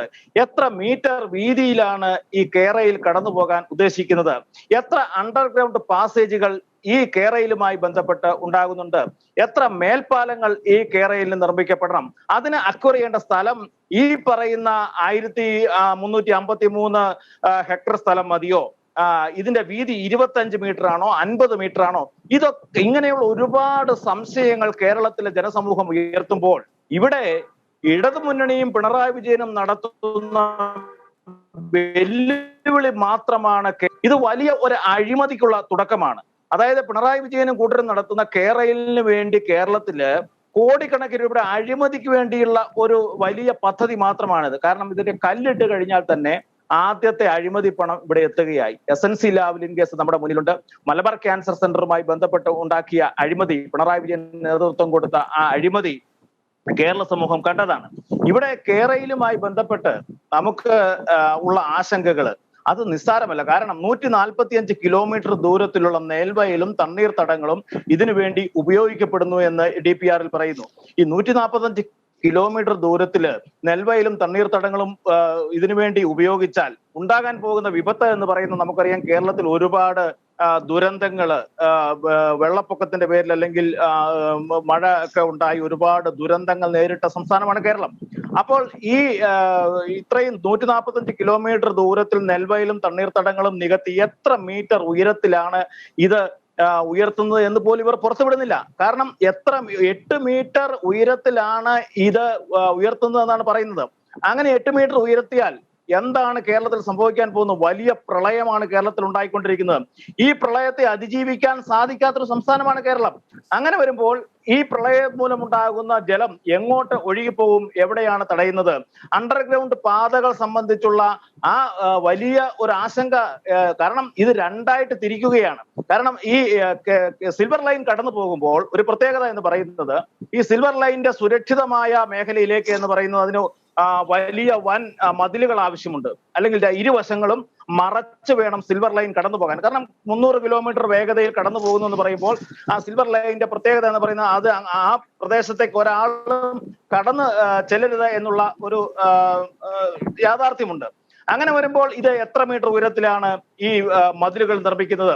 2 സ്ഥലങ്ങളുമായി വേർതിരിഞ്ഞു പോകുന്നു. ഒരു വശത്തുള്ള ജനതയെ സ്വന്തം ചേട്ടനും അനിയനും താമസിക്കുന്നതാണെങ്കിൽ അപ്പുറത്തുള്ള ചേട്ടനെ കാണാൻ, അപ്പുറത്തുള്ള അനിയനെ കാണാൻ സാധിക്കാത്ത തരത്തിലേക്കുള്ള ഒരു വലിയ സംവിധാനമാണ് ഇത് വരുന്നത്. എന്തുകൊണ്ടാണ് ഇവ സ്റ്റാൻഡേർഡ് ഗേജിലേക്ക് മാറിയത്? വലിയ അഴിമതിയാണ് ഇതിന്റെ പിന്നിൽ. കാരണം ഇന്ത്യൻ റെയിൽവേയെ സംബന്ധിച്ച് ഇന്ത്യൻ റെയിൽവേ മീറ്റർ ഗേജും ബ്രോഡ് ഗേജുമാണ് ഇന്ത്യൻ റെയിൽവേ ഉപയോഗിക്കുന്ന റെയിൽ പാളങ്ങൾ എന്ന് പറയുന്നത്. ഇന്ന് കേരളത്തിലെ ഉൾപ്പെടെയുള്ള മീറ്റർ ഗേജ് പാതകൾ മുഴുവൻ മാറ്റിക്കൊണ്ട് ബ്രോഡ് ഗേജ് പാതയിലേക്ക് ഇന്ത്യൻ റെയിൽവേ മാറുകയാണ്, സമ്പൂർണ്ണമായി മാറുകയാണ്. അതിന്റെ പിന്നില് 160 മുതൽ 200 കിലോമീറ്റർ വരെ സ്പീഡിലുള്ള ട്രെയിനുകൾ ഓടിക്കുവാൻ തക്ക സൗകര്യം ഒരുക്കിക്കൊണ്ട് ബ്രോഡ് ഗേജിലേക്ക് ഇന്ത്യൻ റെയിൽവേ മാറിക്കൊണ്ടിരിക്കുകയാണ്. അപ്പോൾ കേരളത്തിൽ ഉൾപ്പെടെ മാറിക്കൊണ്ടിരിക്കുകയാണ്. അത് നടക്കുമ്പോൾ എന്തുകൊണ്ടാണ് ഈ സ്റ്റാൻഡേർഡ് ഗേജിലേക്ക് ഈ സിൽവർ ലൈൻ പദ്ധതി മാറ്റിയതിന്റെ പിന്നില് വലിയ അഴിമതിയാണ് ഇതിന്റെ പിന്നിൽ. ഇന്ത്യൻ റെയിൽവേ ഒരിക്കലും ഇത് ഏറ്റെടുക്കില്ല. ഇത് നഷ്ടം സംഭവിച്ചാലും എന്ത് സംഭവിച്ചാലും ഇന്ത്യൻ റെയിൽവേക്ക് ഇത് ഏറ്റെടുക്കാൻ സാധിക്കില്ല. സ്റ്റാൻഡേർഡ് ഗേജ് എന്ന് പറയുന്നത് ഇന്ത്യയിൽ ഒരിടത്തും അത്തരത്തിലുള്ള ഗേജ് ഉപയോഗിച്ച് ട്രെയിനുകൾ ഓടിക്കുന്നില്ല. ഇത് ഇവർ ഏറ്റവും ഹൈ സ്പീഡ് ട്രെയിനുകൾ, അതായത് 300 കിലോമീറ്റർ വരെ വേഗതയിൽ ഓടിക്കുവാൻ വേണ്ടിയുള്ളതാണെന്നാണ് പ്രഖ്യാപിക്കുന്നത്. പക്ഷേ യഥാർത്ഥത്തില് 160 കിലോമീറ്റർ 200 കിലോമീറ്റർ വരെ സ്പീഡിൽ ഇന്ത്യൻ റെയിൽവേ ഇത്തരത്തിൽ വലിയ കുതിച്ചുചാട്ടം നടത്താനുള്ള തീരുമാനങ്ങൾ എടുത്ത് റെയിൽവേയുടെ പണികൾ പുരോഗമിക്കുമ്പോൾ എന്തിനു വേണ്ടിയാണ് ഇപ്പോൾ ഒരു പദ്ധതി നടപ്പിലാക്കുന്നത്? ഇതിന്റെ പിന്നിൽ അഴിമതിയാണ്. ഞാൻ ഒന്ന് ചോദിക്കട്ടെ, എന്ത് വികസനത്തിന്റെ പേരിലാണ് ഈ റെയിൽ എന്ന് പറയുന്ന ഈ പദ്ധതി കേരളത്തിന് പ്രയോജനപ്പെടുക? നമുക്കറിയാം ഇന്ന് ഈ ഫയലുകൾ സംവിധാനമാണ് ലോകത്തും രാജ്യത്തും എല്ലായിടത്തും. ഇപ്പൊ കാസർഗോഡ് നിന്ന് 4 മണിക്കൂർ കൊണ്ടൊരു ഫയല് തിരുവനന്തപുരത്ത് വരേണ്ട ആവശ്യമില്ല. കാരണം ഡിജിറ്റൽ മേഖലയിലാണല്ലേ ഈ ഫയൽ സംവിധാനമാണ്. നമുക്ക് കാസർഗോഡ് നിന്ന് ഒരു ഫയല് തിരുവനന്തപുരത്തേക്ക് വരണമെങ്കിൽ അത് മെയിൽ ചെയ്താൽ മതി. വിതിൻ സെക്കൻഡിനുള്ളിൽ ആ ഫയല് തിരുവനന്തപുരത്ത് എത്തുകയായി. ലോകം വളരുകയാണ്, രാജ്യവും വളരുകയാണ്. ആ സമയത്താണ് പിണറായി വിജയനും കൂട്ടരും പഴയ ട്രാക്ടർ കാളവണ്ടി യുഗത്തിലേക്ക് എന്നുള്ള പറഞ്ഞതുപോലെ 300 കിലോമീറ്റർ സ്പീഡിൽ ഉള്ള ട്രെയിനിൽ കൊണ്ടുവരാൻ ശ്രമിക്കുന്നത്. അത് മാത്രമല്ല, നമുക്ക് തിരുവനന്തപുരത്ത് നിന്ന് നെടുമ്പാശ്ശേരി വരെ വിമാനം സർവീസിൽ വന്നാൽ എത്ര രൂപയാകും? അല്ലെങ്കിൽ നമുക്ക് കോയമ്പത്തൂരിൽ നിന്ന് തിരുവനന്തപുരത്തേക്ക് വന്നാൽ എത്ര രൂപയാകും വിമാന സർവീസ്? ഈ ടിക്കറ്റ് നിരക്ക് സമിതി പ്രഖ്യാപിക്കാൻ A to Z അടിസ്ഥാനപരമായുള്ള കാര്യങ്ങൾ മുഴുവൻ അതിനകത്ത് രേഖപ്പെടുത്തണം. ഇതിവർ പറയുന്നു DPRൽ എല്ലാ കാര്യങ്ങളും പറയാൻ സാധിക്കില്ല. അപ്പൊ പിന്നെ അതിൽ തന്നെ മനസ്സിലായില്ല കള്ളത്തരത്തിന്റെ വലിയ കൂമ്പാരമാണ് ഇതിന്റെ പിന്നിലെന്ന്. അത് ശശികുമാർ, ഒരു നിമിഷം. അങ്ങ് ഈ ഉന്നയിച്ച ഈ ആശങ്കകൾ, നമുക്കറിയാം മുഖ്യമന്ത്രി ഇതുമായി ബന്ധപ്പെട്ട് നിരവധി വിശദീകരണ യോഗങ്ങൾ സംഘടിപ്പിക്കുന്നുണ്ട്. ആ വിശദീകരണ യോഗങ്ങളിൽ നിന്ന് ഈ ഇതുമായി ബന്ധപ്പെട്ട ആശങ്കകൾക്ക് ഒരു പരിഹാരം മുഖ്യമന്ത്രിയുടെ ഭാഗത്ത് നിന്ന് നമുക്ക് പ്രതീക്ഷിക്കാൻ സാധിക്കും? ശ്രീ ശശികുമാർ, മുഖ്യമന്ത്രിയുടെ ഭാഗത്ത് നിന്ന് പ്രതീക്ഷിക്കാൻ സാധിക്കില്ല. കാരണം മുഖ്യമന്ത്രി എന്ന് പറയുന്നത് കള്ളത്തരത്തിന്റെ വലിയ ഒരു ആൾരൂപമാണ്. നുണയും കള്ളപ്രചരണവും മാത്രമാണ് കേരളിന്റെ പിന്നിലുള്ളത്. ഞാൻ സുഹൃത്തെ ഒരു കാര്യം ഞാൻ സൂചിപ്പിക്കാം. അതായത് ഈ കേരയിൽ ആർക്കു വേണ്ടിയാണ് എന്നുള്ള ചോദ്യം ഉന്നയിക്കാതിരിക്കാൻ വേണ്ടി ഈ കേരയിൽ അതിനെതിരെയുള്ള ജനവികാരം പാർട്ടിക്കുള്ളിൽ തന്നെ ജനവികാരമുണ്ട്. CPI പോലും കൺവിൻസ് ചെയ്യിപ്പിക്കാൻ ഇതുവരെ സാധിച്ചിട്ടില്ല ഈ പാർട്ടിക്ക്. അതിന്റെ പിന്നിൽ ഇപ്പോൾ നടത്തിക്കൊണ്ടിരിക്കുന്ന ഒരു വലിയ ചതി നടക്കുന്നുണ്ട്. അതിന് ഉദാഹരണം ഞാൻ പറയാം. ഒന്ന്, ഈ കേരയിൽ പദ്ധതി പ്രഖ്യാപിക്കുന്നതിന് മുമ്പ് പ്രഖ്യാപിച്ച് കഴിഞ്ഞ ഉടനെ കഴിഞ്ഞ നവംബർ മാസം 15-ാം തീയതി കേരളം പൂർത്തീകരിക്കേണ്ട ഒരു വലിയ പദ്ധതി ഉണ്ടായിരുന്നു. അത് നിങ്ങളൊന്ന് വിലയിരുത്തണം. നിങ്ങൾ ചർച്ച ചെയ്യപ്പെടേണ്ട വിഷയമാണ്. അതായത് 2017 മുതൽ 2021 വരെയുള്ള കാലഘട്ടത്തില് കേരളത്തിലെ ലൈഫ് ഭവന പദ്ധതി എന്ന് പറഞ്ഞൊരു പദ്ധതിയുണ്ട്. കേരളത്തിലെ പാവപ്പെട്ട ജനങ്ങൾക്ക് വേണ്ടി, അവർക്ക് താമസിക്കാൻ സൗകര്യമില്ല, അവർക്ക് വീടുകളില്ലാത്തവർക്ക് വേണ്ടി നടപ്പിലാക്കാൻ പോകുന്ന കേരളം സ്വന്തമായി ഏറ്റെടുത്തൊരു പദ്ധതിയാണ് ലൈഫ് ഭവന പദ്ധതി. ഇവിടെ വടക്കാഞ്ചേരി ഫ്ലാറ്റ് സമുച്ചയൊക്കെ അതിന് ഉദാഹരണങ്ങളാണ്. നിങ്ങൾക്കറിയാമോ 2017 മുതൽ 2021 വരെയുള്ള കാലഘട്ടത്തിൽ ഒരൊറ്റ അപേക്ഷ പോലും നടപടിയെടുക്കാതെ, ഒരൊറ്റ അപേക്ഷയിൽ പോലും വീടുകൾ കൊടുക്കാൻ ഈ സർക്കാർ തയ്യാറായിട്ടില്ല എന്ന് മാത്രമല്ല, ഈ 2017 മുതൽ 2021 വരെയുള്ള അപേക്ഷയിൽ വേരിഫിക്കേഷൻ നടത്താനാണ് ഗവൺമെന്റ് തീരുമാനിച്ചത്. ഈ കേരയിൽ പദ്ധതി ചർച്ച മൂർച്ഛിച്ച് നിൽക്കുന്ന സമയത്താണ് ഇതിന്റെ വേരിഫിക്കേഷൻ നടക്കുന്നത്. അത് കഴിഞ്ഞ നവംബർ മാസം 15-ാം തീയതി പൂർത്തിയാക്കണമെന്നായിരുന്നു കേരളം പറഞ്ഞിരുന്നത്. പക്ഷേ ഈ 2022 ആയിട്ടും 40% വേരിഫിക്കേഷനെ ഈ ലൈഫ് ഭവന പദ്ധതിയിൽ നടന്നിട്ടുള്ളൂ. എത്രയാണ് നിങ്ങൾക്കറിയാം സുഹൃത്തെ? ഞാൻ പറയാം. അതായത് 9.2 ലക്ഷം ഭവനങ്ങളാണ് കേരളത്തിൽ അപേക്ഷ സമർപ്പിച്ചിരിക്കുന്നത്. 2017 മുതൽ 2021 വരെ 9.2 ലക്ഷം ഭവനങ്ങൾക്കാണ് അപേക്ഷ സമർപ്പിച്ചിരിക്കുന്നത്. വേരിഫിക്കേഷൻ നടന്നത് 40% മാത്രം. വേരിഫിക്കേഷൻ നടന്നത് 40%. 3 ലക്ഷം മുകളിലെ വേരിഫിക്കേഷൻ നടന്നിട്ടുള്ളൂ. ഇത്രയും ലക്ഷക്കണക്കിന് ജനങ്ങൾ കേറിക്കിടക്കാൻ പാർപ്പിടമില്ലാത്ത സംസ്ഥാനത്ത് കേരയിൽ എന്ന് പറയുന്ന 2 ലക്ഷം കോടി മുതൽ മുടക്ക് വരുന്ന ഒരു വലിയ പദ്ധതിയുടെ കടമെടുക്കാനുള്ള ആർജവം കാണിക്കുന്നുണ്ടെങ്കിൽ എന്ത് യാഥാർത്ഥ്യ ബോധത്തോടെയാണ് ഈ ഗവൺമെന്റ് പെരുമാറുന്നതെന്ന് പകൽ പോലെ നമുക്ക് മനസ്സിലാകുന്നതാണ്. എന്തുകൊണ്ടാണ് കേരളത്തിൽ കേറിക്കിടക്കാൻ പാർപ്പിടമില്ലാത്ത ജനങ്ങൾക്ക് വേണ്ടിയാണോ ഈ ഗവൺമെന്റ് പ്രവർത്തിക്കുന്നത്? ഇവർ പാവപ്പെട്ടവരുടെ പാർട്ടിയാണ്, പാവപ്പെട്ടവർക്ക് വേണ്ടിയാണെന്നാണല്ലോ എപ്പോഴും പറയുന്നത്. എന്തുകൊണ്ടാണ് ഇതുവരെ, അതും 2016 കൊടുത്ത അപേക്ഷയിന്മേൽ ഇപ്പോഴാണ് വീട് ഭവനം നിർമ്മിക്കാൻ വേണ്ടിയുള്ള നടപടി സ്വീകരിച്ചിരിക്കുന്നത്? ശ്രീ ശശികുമാർ, ഞാൻ തിരിച്ചു വരാം. ശ്രീ ഷാജി, നമുക്കറിയാം കേരളത്തിൽ നിരവധിയായ പദ്ധതികൾ എങ്ങും എത്താത്ത രീതിയിൽ നിൽക്കുന്നുണ്ട്. ഒരു ഉദാഹരണം ശബരി റെയിൽവേ പാത, അതോടൊപ്പം തന്നെ ഈ റെയിൽവേ പാളങ്ങളുടെ ഇരട്ടിപ്പിക്കൽ, വിവിധ നഗരങ്ങളിലെ ഈ ബൈപ്പാസുകൾ, ഇതൊക്കെ പൂർത്തീകരിച്ചു കഴിഞ്ഞാൽ ഒരു പരിധിവരെ നമ്മുടെ കേരളത്തിലെ ഗതാഗത പ്രശ്നത്തിന് പരിഹാരമാവില്ലേ? ഈ സിൽവർ ലൈൻ പദ്ധതിയിൽ ഗവൺമെന്റ് അമിത ശ്രദ്ധ കൊടുക്കേണ്ടതിന് പകരം ഇത്തരം പദ്ധതികൾ പൂർത്തീകരിക്കുവാൻ, തുടങ്ങിവെച്ച പദ്ധതികൾ പൂർത്തീകരിക്കുവാൻ, റോഡുകളുടെ വീതി കൂട്ടുവാൻ, ഗതാഗതം സുഗമമാക്കുവാനൊക്കെ നടപടി സ്വീകരിച്ചാൽ കേരളത്തിലെ ഗതാഗത മേഖലയിൽ അഭിമുഖീകരിക്കുന്ന പ്രതിസന്ധികൾക്ക് ഒരു പരിധിവരെ പരിഹാരമാകില്ലേ ശ്രീ ഷാജി? അതായത് മലയോര ഹൈവേ കാസർഗോഡ് നന്ദാരപ്പടവിൽ നിന്ന് ആരംഭിച്ച് പാറശാല വരെയുള്ള മലയോര ഹൈവേ എവിടെ എത്തിയിട്ടില്ല എന്റെ പണി. അത് ആത്മാർത്ഥയുണ്ടെങ്കിൽ ആ റോഡിന്റെ പണി പൂർത്തീകരിക്കണം. ഇതുവരെ എത്തിയിട്ടില്ല. അതുപോലെ തന്നെ തീരദേശ ഹൈവേ, അത് ഇതുവരെ വിഴിഞ്ഞത്തുനിന്ന് ആരംഭിക്കുന്ന തീരദേശ ഹൈവേ, അത് 655 കിലോമീറ്റർ ദൂരമുള്ള തീരദേശ ഹൈവേ, അത് ഇതുവരെ നടപ്പിലാക്കാൻ കഴിച്ചിട്ടില്ല. ഇൻലാൻഡ് നാവിഗേഷൻ എന്ന് പറഞ്ഞിട്ട് കൊട്ടിഘോഷിച്ച പദ്ധതി ഇതുവരെ എവിടെ എത്തിയിട്ടില്ല. അതുപോലെ തന്നെ നമുക്കൊരു കാര്യം മനസ്സിലാക്കണം. മണ്ണുത്തി മുതൽ വടക്കുംചേരി വരെ 28.5 കിലോമീറ്റർ ദൂരം പണിയാൻ 20 വർഷത്തിന് മീതി എടുത്തിട്ടുണ്ട് ഈ കേരളത്തില്. അപ്പോ നമ്മൾ ഓരോ പദ്ധതികള് കൊട്ടിഘോഷിച്ച് നടപ്പിലാക്കാൻ ആരംഭിക്കുകയും അത് എവിടെ എത്താത്ത അവസ്ഥയാണുള്ളത്. ഇന്ന് നമ്മുടെ ഗ്രാമീണ റോഡുകളുടെ അവസ്ഥ ദയനീയമാണ്. വളരെയധികം ശോചനീയാവസ്ഥയാണ് ഗ്രാമീണ റോഡുകളുടെ. റോഡ് സേഫ്റ്റി അതോറിറ്റി പറയുന്ന ഒരു കാര്യങ്ങൾ പോലും റോഡിൽ ചെയ്യാൻ പറ്റുന്നില്ല. അപ്പോ അത് അങ്ങനെയുള്ള കാര്യങ്ങളിൽ ശ്രദ്ധ കേന്ദ്രീകരിക്കുന്നതിന് പകരം ഇങ്ങനെയുള്ള വൻകിട പദ്ധതികൾ നിങ്ങൾ മനസ്സിലാക്കണം. ഇപ്പൊ ഡിക്ലെയർ ചെയ്തതിൽ 33,699 കോടി രൂപയാണ് കടമെടുക്കാൻ പോണെന്ന് പറയണേ. 4,251 കോടി രൂപ ഷെയറിൽ കൂടെ കളക്ട് ചെയ്യുന്നു എന്ന് പറയുന്നത്. അപ്പൊ ഇത്രയും വലിയ ബാധ്യത കേരള സംസ്ഥാനത്തിന് ഉണ്ടാക്കിയിട്ട് എന്ത് നേട്ടമാണ് ഉണ്ടാവുന്നത്? കേരളത്തിന്റെ പരിസ്ഥിതിയെ തകർക്കുന്നു, വലിയ സാമ്പത്തികമായ കടക്കണിയിൽ കേരളത്തെ എത്തിക്കുന്നു. അപ്പോ ഇതെല്ലാം കാണുമ്പോൾ ഇതിൽ നിന്ന് മനസ്സിലാവുന്നത് വലിയ സാമ്പത്തിക നേട്ടം ഉദ്ദേശിച്ചിട്ടാണ് ഈ പരിപാടി നടപ്പിലാക്കുന്നത്. അതുകൊണ്ടാണ് കോൺഗ്രസിന് ഇതിനെ എതിർക്കുന്നത്. എന്തുകൊണ്ട് ഇത് നിയമസഭയിൽ ചർച്ച ചെയ്യുന്നില്ല? അപ്പൊ അദ്ദേഹം നേരത്തെ പറഞ്ഞ DPR പുറത്തുവിട്ട് രാജ്യസുരക്ഷയെ ബാധിക്കുമെന്ന്. കേരളം അതിർത്തി സംസ്ഥാനമല്ല, മറ്റൊരു രാജ്യവുമായി ബോർഡർ പങ്കിടുന്ന ഒരു സംസ്ഥാനമല്ല കേരളം. ഇവിടെ ഒരു റെയിൽവേ ഉണ്ടാക്കുകയോ ഒരു റോഡ് ഉണ്ടാക്കുകയോ തമ്മിൽ ഒരു സുരക്ഷയും ബാധിക്കുന്ന വിഷയമല്ല. അപ്പോ മനഃപൂർവ്വം DPR പുറത്തുവിടാതെയും നിയമസഭയിൽ ചർച്ച ചെയ്യാതെയും ഇപ്പൊ നേരത്തെ ശശികുമാർ പറഞ്ഞ പോലെ ഇരുട്ടിന്റെ മറവിൽ വന്ന് കല്ലിട്ട് പോകുന്ന ഒരു നടപടിയാണ് ഇപ്പോൾ നടക്കുന്നത്. ഇതില് ലിഡാർ സർവേ പൂർണ്ണമാക്കിയിട്ടില്ല, ട്രാഫിക് സർവേ കഴിഞ്ഞിട്ടില്ല, അതുപോലെ തന്നെ പാരിസ്ഥിതിക സാമൂഹ്യ പഠനം കഴിഞ്ഞിട്ടില്ല. അപ്പോ കേരളത്തിനുണ്ടാവുന്ന പ്രത്യാഘാതത്തെ കുറിച്ച് പഠിക്കണം. ഈ ശ്രീധരനെ പോലെയുള്ള പ്രഗത്ഭരായ ആള് അദ്ദേഹം പറഞ്ഞു ഇത് നഷ്ടത്തിലാ പോവുക, ഈ പദ്ധതി കേരളത്തിന് പ്രായോഗികമല്ല. 4 വർഷം കൊണ്ട് കൊച്ചിൻ മെട്രോ 1000 കോടി രൂപയുടെ അടുത്ത് കടത്തിലാ കിടക്കുന്നത്. അപ്പൊ സാമ്പത്തികമായി കേരളത്തെ കടക്കണ്ണിൽപ്പെടുത്തുക, ഒരു 20,000ഓളം വീടുകൾ നഷ്ടപ്പെടുക, 50,000ഓളം കച്ചവട സ്ഥാപനങ്ങൾ നഷ്ടപ്പെടുക, അങ്ങനെ കേരളത്തെ ജനങ്ങളെ ദുരിതത്തിലെ തള്ളിവിടുന്ന ഈ പദ്ധതി ആയതുകൊണ്ടാണ് കോൺഗ്രസ് ഇതിനെ എതിർക്കുന്നത്. വ്യക്തമാണ്. ശ്രീ ശശികുമാർ, നമുക്കറിയാം ഇടതുപക്ഷ സർക്കാർ നേരത്തെ UDF കൊണ്ടുവന്ന പ്രപ്പോസ് ചെയ്ത ഒരു പദ്ധതിയാണ് ഈ എക്സ്പ്രസ് ഹൈവേ. എക്സ്പ്രസ് ഹൈവേ വന്നപ്പോൾ ഈ സിൽവർ ലൈനുമായി ബന്ധപ്പെട്ട സമാനമായ ആരോപണങ്ങളാണ് ഉന്നയിക്കപ്പെട്ടത്. കേരളത്തെ 2ആയി വിഭജിക്കും എന്നൊക്കെ പറഞ്ഞ് വലിയ രീതിയിൽ എതിർപ്പുകൾ ഉയർത്തിയിരുന്നു. അതേ ഇടതുപക്ഷം തന്നെ എന്തുകൊണ്ടാണ് ഈ സിൽവർ ലൈനെ ഇത്രമാത്രം പിന്താങ്ങുന്നത്? ശ്രീ ശശികുമാർ.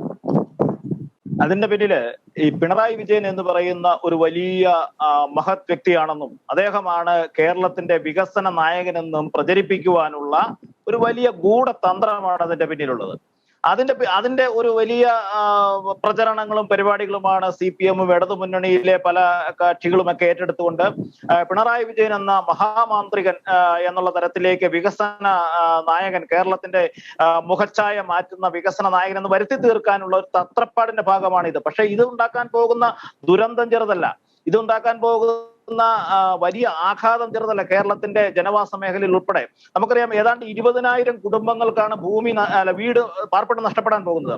ഈ 20,000 കുടുംബങ്ങളെ എവിടെ മാറ്റി പാർപ്പിക്കും എന്ന് പറയാനുള്ള ഒരു മുന്നൊരുക്കം ഇതുവരെ ഗവൺമെന്റിനായിട്ടില്ല. അത് മാത്രമല്ല, നമുക്ക് നിരവധി അനുഭവങ്ങളുണ്ടല്ലോ. മൂലമ്പള്ളിയിലെ കുടിയിറക്ക്, നമ്മുടെ പുത്തുമലയിൽ പെട്ടിമുടിയിലെയൊക്കെ ദുരന്തങ്ങളിൽ പെട്ട ആളുകൾക്ക് ഇന്ന് വരെ പുനരധിവാസത്തിന് ഭൂമി കണ്ടെത്താനായിട്ട് ഗവൺമെന്റിനായിട്ടില്ല. ആ സാഹചര്യം നിലനിൽക്കുമ്പോൾ തന്നെ 20,000 കുടുംബങ്ങളെ ലൈഫ് ഭവന പദ്ധതിയിൽ പെടുത്തി വീട് നിർമ്മിച്ച് നൽകുമെന്ന് അവർ DPR-ൽ പറയുന്നത്. എവിടെയാണ് ഇതിന്റെ ഭൂമി എന്ന് ചോദിച്ചാൽ പിണറായി വിജയനും കൂട്ടരും ഇപ്പോൾ പറയുന്നത് അറബിക്കടലിൽ അളന്നു കൊടുക്കാം എന്നുള്ള തരത്തിലേക്കുള്ള വാദമാണ് ഉന്നയിക്കുന്നത്. അല്ലാതെ എവിടെയാണ് ഭൂമി ഏറ്റെടുക്കാനുള്ളത്? ഇനി കൊടുക്കാൻ അറബിക്കടലിൽ അളന്നു കൊടുക്കും. ഇവിടുന്ന് ഈ ഭൂമിയിൽ നിന്ന് അത് കൊടുത്തു പോകുന്നവർക്ക് പിണറായി വിജയനും കൂട്ടരും ചൂണ്ടിക്കാണിക്കാൻ അറബിക്കടൽ മാത്രമേ ഉള്ളൂ. അതല്ലാതെ കേരളത്തിൽ ഇനി റവന്യൂ ഭൂമികളോ വനഭൂമികളോ ഏറ്റെടുക്കുക എന്ന് പറയുന്ന അത്ര എളുപ്പമുള്ള കാര്യമല്ല എന്ന് ഏതൊരു കേരളത്തിലെ ജനസാമാന്യ ബോധമുള്ള എല്ലാവർക്കും തിരിച്ചറിയാൻ സാധിക്കും.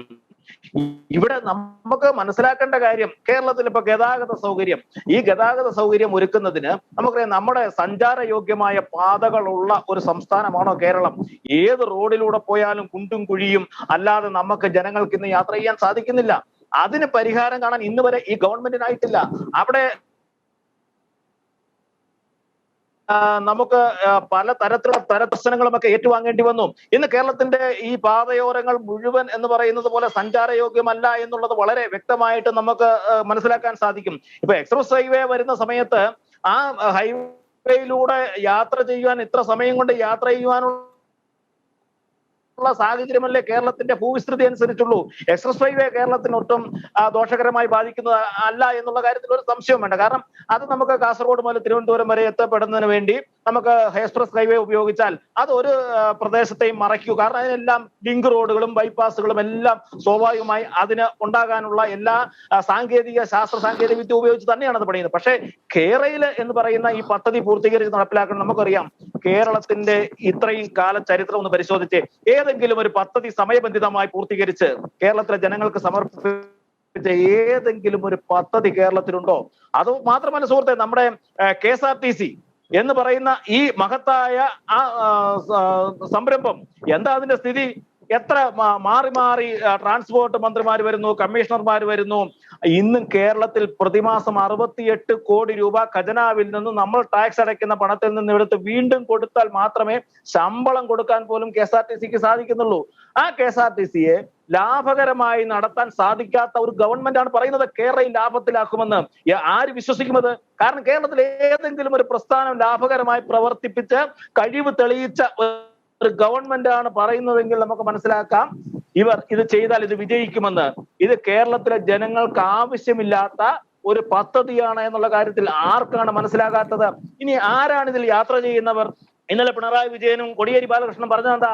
ഞങ്ങൾ പൗരപ്രമുഖരുമായി ചർച്ച നടത്തും. എന്താ കമ്മ്യൂണിസ്റ്റ് പാർട്ടിയുടെ നയ വ്യതിയാനമല്ലേ സുഹൃത്തേ അതിനകത്ത് കാരണം? അതുകൊണ്ടാണ് പൗരപ്രമുഖരാണോ ഇവിടുന്ന് കുടിയൊഴിപ്പിക്കപ്പെടുന്നവര്? ചേംബർ ഓഫ് കൊമേഴ്സിന്റെ ആളുകളാണോ ഇവിടുന്ന് കുടിയൊഴിപ്പിക്കപ്പെടുന്നത്? കുടിയൊഴിപ്പിക്കപ്പെടുന്ന സാധാരണക്കാരായ ജനങ്ങളാണ്. മഹാഭൂരിപക്ഷം വരുന്ന ജനങ്ങളും സാധാരണക്കാരാണ്. മലയോര മേഖലയിൽ ഉൾപ്പെടെയുള്ള തീരദേശ മേഖലയിൽ ഉൾപ്പെടെയുള്ള പ്രദേശങ്ങളിൽ ജീവിക്കുന്ന സാധാരണക്കാരായ ജനങ്ങൾ. അവരുടെ ആശങ്കകൾ പരിഹരിക്കാൻ പൗരപ്രമുഖരോട് ചർച്ച ചെയ്താൽ, ചേംബർ ഓഫ് കൊമേഴ്സിനോട് ചർച്ച ചെയ്താൽ അവരുടെ ആശങ്കകൾ പരിഹരിക്കുക. അവരോട് സംവദിക്കണം, അവരോട് ചോദിക്കണം എന്താണ് നിങ്ങളുടെ ആവശ്യമെന്നും എന്താണ് ഈ വിഷയത്തിൽ നിങ്ങളുടെ താല്പര്യമെന്നും.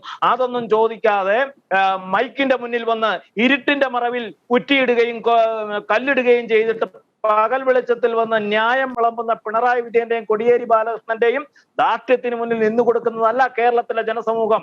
അങ്ങനെ ഉണ്ടായിരുന്നു പശ്ചിമ ബംഗാളിൽ. 33 വർഷം ഭരിച്ച പശ്ചിമ ബംഗാളിൽ സിംഗൂരും നന്ദിഗ്രാമും ആ കമ്മ്യൂണിസ്റ്റ് പാർട്ടിയുടെ ആ ഭരണകൂടത്തെ കടമുഴക്കിയെങ്കിൽ ഒരു സംശയവും വേണ്ട, കേരളത്തിൽ പിണറായി വിജയന്റെ സിൽവർ ലൈനിലൂടെ കമ്മ്യൂണിസ്റ്റ് പാർട്ടിക്ക് ഇന്ത്യൻ രാഷ്ട്രീയത്തിൽ ഇല്ലാതാകാൻ പോകുന്ന രാഷ്ട്രീയ ചത്രമാണ് വരാൻ പോകുന്ന കാര്യത്തിൽ ഒരു സംശയവും വേണ്ട കാര്യത്തിൽ. തിരിച്ചു വരാം. ശ്രീ ഷാജി, നേരത്തെ നമ്മൾ ഈ എക്സ്പ്രസ് ഹൈവേയും അതോടൊപ്പം തന്നെ സിൽവർ ലൈൻ ഒരു പ്രോജക്റ്റും ഇടതുപക്ഷം എക്സ്പ്രസ് ഹൈവേനെ എതിർക്കുന്നു, അതേസമയം ഈ സിൽവർ ലൈൻ പദ്ധതിയെ പിന്താങ്ങുന്നു. ഈ എക്സ്പ്രസ് ഹൈവേ പദ്ധതി അതിൻ്റെ ഒരു പ്രസക്തി കേരളത്തിൽ നഷ്ടപ്പെട്ടിട്ടുണ്ടോ ശ്രീ ഷാജി? ഇല്ല, എക്സ്പ്രസ് ഹൈവേ ഇപ്പോഴും പ്രസക്തിയുള്ള ഒരു റോഡാണ്, പ്രസക്തമായ റോഡാണ്. എലിവേറ്റഡ് ഹൈവേ ഈ ശ്രീധരൻ പറഞ്ഞ പോലെ എലിവേറ്റഡ് ഹൈവേ ആണ് കേരളത്തിന് ഏറ്റവും പ്രായോഗികമായ ഒരു ഇത്. എലിവേറ്റഡ് ഹൈവേ വന്നു കഴിഞ്ഞാൽ കേരളത്തിന്റെ പ്രകൃതിക്ക് വലിയ ദുരിതമില്ലാത്ത രീതിയിൽ, അപകടമില്ലാത്ത രീതിയിൽ കൊണ്ടുപോകാൻ സാധിക്കും. അത് തന്നെയല്ല, ഇപ്പോൾ ഏറ്റവും കൂടുതൽ ഇപ്പോ ചർച്ച ചെയ്യപ്പെടുന്നത് നിലവിലെ നമ്മുടെ റെയിൽവേ സംവിധാനം, ഇതിലെ വളവുകള്, സിഗ്നൽ പരിഷ്കരിക്കുക, 2 ലൈനും 3 ലൈനാക്കിയാൽ തന്നെ ആകെ ചെലവ് വരുന്നത് ഉദ്ദേശം 5000 കോടി രൂപയോളാണ് ചെലവ് വരുന്നത്. ആ രീതിയിൽ ഒരു മാറ്റം വരുത്തിയാൽ തന്നെ ഇപ്പോഴത്തെക്കാളും വേഗതയിൽ നമുക്ക് കാസർഗോഡ് നിന്ന് തിരുവനന്തപുരത്ത് എത്താൻ സാധിക്കും. ഇപ്പൊ 2ാമത്തെ ട്രാക്ക് ഓൾമോസ്റ്റ് എല്ലാ സ്ഥലത്തേക്കും ആയിക്കൊണ്ടിരിക്കുകയാണ്. അപ്പൊ 3ാമത്തെ ട്രാക്ക് വരികയും സിഗ്നൽ സംവിധാനങ്ങൾ പരിഷ്കരിക്കുകയും അപ്പോൾ തന്നെ മറ്റേ റെയിൽവേ കുറച്ചുകൂടി സ്പീഡിൽ ട്രെയിൻ ഓടിക്കാൻ സാധിക്കും. ഇപ്പോൾ 140-160 കിലോമീറ്റർ വരെ ഇന്ത്യൻ റെയിൽവേ ട്രെയിൻ ഓടിച്ചുകൊണ്ടിരിക്കുകയാണ്. അതിനുള്ള സംവിധാനങ്ങൾ ഏർപ്പെടുത്തിക്കൊണ്ടിരിക്കുകയാണ്. അപ്പൊ അങ്ങനെ വരികയാണെങ്കിൽ തന്നെ 140 കിലോമീറ്റർ സ്പീഡിൽ ഓടിക്കാൻ സാധിച്ചാൽ തന്നെ നമുക്ക് കാസർഗോഡ് നിന്ന് തിരുവനന്തപുരത്തേക്ക് വളരെ എളുപ്പത്തിൽ എത്തിച്ചേരാൻ സാധിക്കും. അങ്ങനെയുള്ള സ്ഥലത്താണ് നമ്മൾ 1,50,000 കോടി രൂപയോളം ചെലവാക്കിയിട്ട് കേരളയിൽ എന്ന് പറഞ്ഞ ഒരു പദ്ധതി കൊണ്ടുവരുമ്പോ അതിന്റെ ആവശ്യകതയാണ് നമ്മൾ ചോദ്യം ചെയ്യുന്നത്.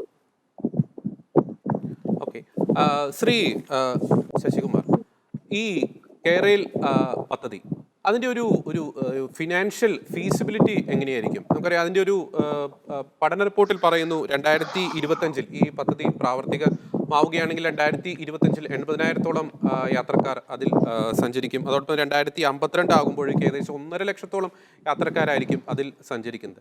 ഇത് ഏതെങ്കിലും തരത്തിൽ ഈ 63,000 കോടി രൂപ മുടക്കി ഈ പദ്ധതി നടപ്പിലാക്കുന്നു, ഇത് ഏതെങ്കിലും തരത്തിൽ ഒരു ലാഭകരമാകുന്ന ഒരു അവസ്ഥയിലേക്ക് എത്തിപ്പെടാൻ സാധ്യതയുണ്ടോ ശ്രീ ശശികുമാർ? ഇത് പിണറായി വിജയൻ സ്വപ്നം കാണുന്ന പദ്ധതിയല്ലേ? ഇത്രയധികം ആളുകൾ യാത്ര ചെയ്യുന്നെന്ന് പിണറായി വിജയൻ ഉറക്കത്തിൽ സ്വപ്നം കണ്ടിട്ട് പറയുന്നതാണ്. അതല്ലാതെ ഇത്രയധികം ആളുകൾ യാത്ര ചെയ്യാൻ മാത്രം എന്ത് സാമ്പത്തിക മുന്നേറ്റമാണ് കേരളത്തിന്റെ ഇന്നത്തെ സാമ്പത്തിക പരിസ്ഥിതിയിലുള്ളത്? ഇതാരാണ് യാത്ര ചെയ്യുന്ന സുഹൃത്തെ? ആരാണ് ഇതിലൂടെ യാത്ര ചെയ്യാൻ ഉള്ള സാഹചര്യമുള്ളവർ? എത്ര പേരുണ്ട് ഇവിടെ? ആ സാഹചര്യമുള്ള യാത്രയ്ക്ക് എന്ത് സാമ്പത്തിക പാക്കേജാണ് കേരളത്തിലുള്ളത്? നമുക്കറിയാം, ഒരുപാട് കൊട്ടിഘോഷിച്ച് ലോക കേരള സഭ കൊണ്ടുവന്ന് പിണറായി വിജയൻ. എന്ത് ബിസിനസ്സാണ്, എന്ത് വ്യവസായമാണ് കേരളത്തിൽ ഉണ്ടായത്? അതുപോലെ ജിമ്മു വന്ന് കേരളത്തിൽ എന്ത് വ്യവസായമാണ് ഉണ്ടത്? മലയോര പാത കൊണ്ടുവരാൻ തീരുമാനിച്ചു. എവിടെ കൊണ്ടുവന്നു മലയോര പാത? തീരദേശ ഹൈവേ കൊണ്ടുവരാൻ തീരുമാനിച്ചു. എവിടെ കൊണ്ടുവരാൻ സാധിച്ചു? അംബാനിയെ മുട്ടുകുത്തിക്കാൻ K-ഫോൺ കൊണ്ടുവരാൻ തീരുമാനിച്ചു. എവിടെ K-ഫോൺ? അങ്ങനെ പദ്ധതികളുടെ പ്രഖ്യാപനങ്ങളുടെ കൂമ്പാരം മാത്രമായിരുന്നില്ലേ പിണറായി വിജയൻ?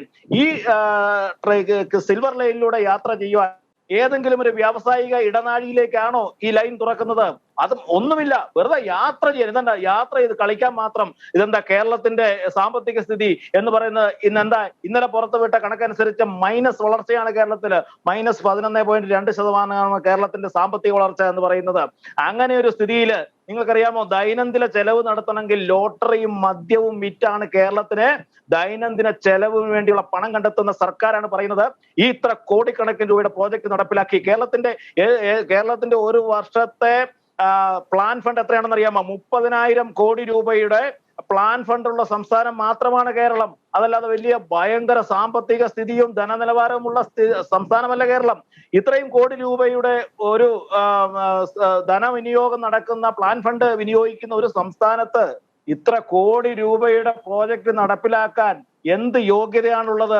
ആർക്ക് വേണ്ടിയാണ് എന്നുള്ള, യാത്രക്കാരാരാണ് എന്നുള്ളത് നിങ്ങളൊന്ന് ആലോചിച്ച് നോക്കൂ. നമ്മുടെ യാത്രക്കാരുടെ കണക്കെടുത്താൽ കേരളത്തില് ഏറ്റവും കൂടുതൽ ആളുകൾ മുഴുവൻ എവിടെയാണ്? വിദേശ രാജ്യങ്ങളിലും അല്ലെ മറ്റ് വടക്കേന്ത്യൻ സംസ്ഥാനങ്ങളിലും ജോലി ചെയ്യുന്നവരാണ്. ഏറ്റവും കൂടുതൽ കേരളത്തിൽ നിന്നാണ്. നമ്മുടെ ഗുജറാത്തിൽ പോലും ഏതാണ്ട് 30 ലക്ഷം മലയാളികൾ ഉണ്ടെന്നാണ് പറയുന്നത്. അപ്പൊ ഗൾഫ് രാജ്യങ്ങളിലും മറ്റ് യൂറോപ്യൻ രാജ്യങ്ങളിലും ലാറ്റിൻ അമേരിക്കൻ രാജ്യങ്ങളിലുമൊക്കെ മലയാളികൾ നിരവധിയായിട്ടുണ്ട്. അവരൊക്കെ ഇവിടെ വന്ന് കേരളയിൽ യാത്ര ചെയ്യാൻ വേണ്ടി അവർ ജോലിയെടുത്ത ശമ്പളം കൊണ്ട് കേരളയിലെ യാത്ര ചെയ്ത് കളിക്കാനാണോ തീരുമാനിക്കുന്നത്? എന്ത് യാഥാർത്ഥ്യം? പിന്നെ ആരാണ് ഇവിടെ ഉള്ളത്? ഇവിടെയുള്ള സാധാരണക്കാരായ ആളുകൾ, അല്ലെങ്കിൽ ചെറുകിട വ്യവസായികള്, കച്ചവടക്കാര്. ഇതിലെ ഏതാണ്ട് 50,000-ത്തിലടുത്ത് കച്ചവടക്കാരുടെ കച്ചവടം അവിടെ ഇല്ലാതാവുകയാണ്. അവരെങ്ങോട്ട് പോകും? അവര് നിന്ന ആ ഒരു പ്രദേശത്ത് നിന്നും അവര് എന്നേക്കുമായി നീക്കം ചെയ്യപ്പെടുകയാണ്. അവരുടെ വ്യവസായം എവിടെ നടക്കപ്പെടും? ഇതിനൊക്കെ എത്ര നീണ്ട വർഷത്തെ പ്രയത്നം വേണ്ടി വരും അവരൊക്കെ ഒന്ന് വീണ്ടും ഒരു പുതിയ സംരംഭത്തിലേക്ക് കടക്കാനും അതിജീവിക്കാനും. ഇതൊന്നും കണക്കിലെടുക്കാതെ കേരളത്തില് അഴിമതി മുഖ്യ ലക്ഷ്യം പിണറായി വിജയന്റെയും എടുത്തു. കാരണം ഇന്ത്യയിൽ കമ്മ്യൂണിസ്റ്റ് പാർട്ടിക്ക് യാത്ര ചെയ്യണമെങ്കിൽ, ചെലവ് നടക്കണമെങ്കിൽ കേരളത്തിലെ വരുമാനം വേണം. അതുകൊണ്ടാണ് ഈ സിൽവർ ലൈൻ പോലെയുള്ള ബൃഹത്തായ പദ്ധതികൾ. ഇവിടെ നിങ്ങൾ സൂചിപ്പിച്ച 65,000 കോടി രൂപയുടെ പദ്ധതി അല്ല ഇത്. കാരണം ഇതിന്റെ DPR-ൽ യഥാർത്ഥമായ വിവരങ്ങൾ പുറത്തുവിടാൻ പറ്റില്ല എന്ന് സൂചിപ്പിച്ചതിന്റെ പിന്നില് ഇത് ഏറ്റെടുക്കാൻ പോകുന്ന നിരവധിയായ പ്രശ്നങ്ങളുണ്ട്. അതൊക്കെ അതിജീവിക്കണമെങ്കിൽ ഇതിന്റെ റെയിൽവേ സ്റ്റേഷനുകളുണ്ട്, ഇതിന്റെ അണ്ടർഗ്രൗണ്ട് പാതകളുണ്ട്, മേൽപ്പാലങ്ങളുണ്ട്. ഇതിനെക്കുറിച്ചൊന്നും പ്രതിപാദിച്ചിട്ടില്ല. ഇത് വെറുതെ ഒരു, അതായത് ഗൂഗിൾ മാപ്പ് ഉപയോഗിച്ച് ഒരു പദ്ധതി, ഇത്രയും 1.5 ലക്ഷം കോടി രൂപയുടെ പദ്ധതി പൂർത്തീകരിക്കാൻ ശ്രമിക്കുന്ന ഈ ഗവൺമെന്റിനെ എന്ത് പേരിട്ട് വിളിക്കണം? ശ്രീ ഷാജി, ഈ സിൽവർ ലൈൻ ആ ഒരു പദ്ധതി, അതിലൊരു ടിക്കറ്റ് നിരക്ക് നമ്മൾ പരിശോധിക്കുകയാണെങ്കിൽ ഈ ട്രിവാൻഡ്രത്ത് നിന്ന് കാസർഗോഡ് വരെ എത്താൻ പറയുന്ന ടിക്കറ്റ് നിരക്ക് 1,455 രൂപയാണ്. നമുക്കറിയാം, ഒരു സ്ലീപ്പർ ക്ലാസ്സിൽ, സാധാരണക്കാർ യാത്ര ചെയ്യുന്ന സ്ലീപ്പർ ക്ലാസ്സിൽ നിലവിൽ ട്രിവാൻഡ്രത്ത് നിന്ന് കാസർഗോഡ് എത്താനുള്ള ഒരു ടിക്കറ്റ് നിരക്ക് എന്ന് പറയുന്നത് 340 രൂപയാണ്. അതോടൊപ്പം അത് തേർഡ് ക്ലാസ് AC ആണെങ്കിൽ അത് തേർഡ് ക്ലാസ് AC ആണെങ്കിൽ അത് 860 രൂപ, സെക്കൻഡ് ക്ലാസ് AC ആണെങ്കിൽ 1,205 രൂപ. അങ്ങനെ തന്നെ നോക്കുമ്പോൾ ശരിക്കും ഈ സിൽവർ ലൈൻ ഈ ഒരു പദ്ധതി പൊതുഗതാഗതം ഉപയോഗിക്കുന്ന നമ്മുടെ സാധാരണക്കാരായ പാവപ്പെട്ട ജനങ്ങൾക്ക് ഒരു അപ്രാപ്യമായിരിക്കില്ലേ ഭാവി? എന്റെ സുഹൃത്തെ, ഇത് സാധാരണക്കാർക്ക് വേണ്ടി കൊണ്ടുവന്ന പദ്ധതിയല്ല, നമുക്കത് മനസ്സിലാവും. ആ ടിക്കറ്റ് നിരക്ക് നോക്കിയാൽ തന്നെ പിണറായി വിജയന്റെ കമ്മ്യൂണിസ്റ്റുകാർക്ക് സഞ്ചരിക്കാനുള്ള റെയിലല്ലത്.